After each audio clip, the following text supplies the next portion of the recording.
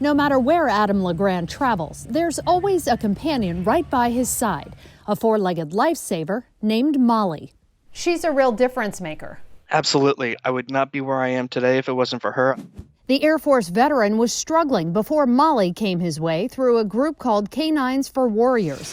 His service overseas as a medic left him dealing with severe post-traumatic stress and night terrors. Molly went through rigorous training and can perform specific tasks to help him with those conditions. But Adam knows not every dog he sees in the sky is as skilled.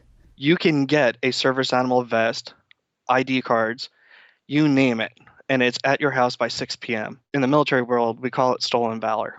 It's an issue advocates for people living with disabilities who legitimately need service animals have long been concerned about. The problem? So-called pets in vests. Everything from pigs to peacocks registered as emotional support animals by their owners so they can fly for free in the cabin. Our team first exposed loopholes in the system back in 2016. Show no aggression toward humans. I think we're good there. We highlighted the potential for fraud and abuse by successfully registering a stuffed dog as an emotional support animal with a couple of clicks on the web and spending a small amount of cash to buy a medical certificate over the phone. It's a problem that's been on the rise ever since.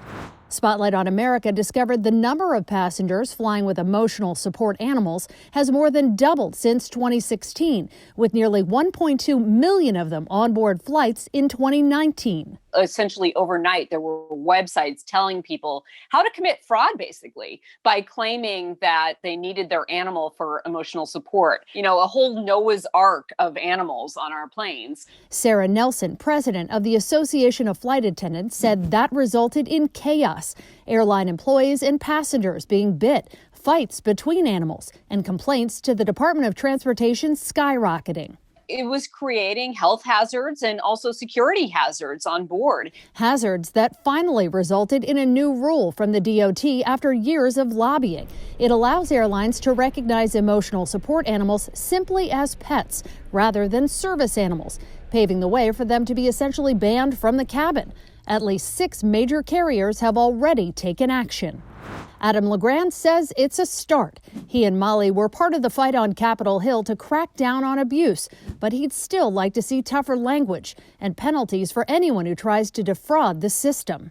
No policy is ever perfect, but at least this is something, and that we're able to get some sort of policy out there that's gaining national attention. Attention that protects these working animals and the grateful humans they serve.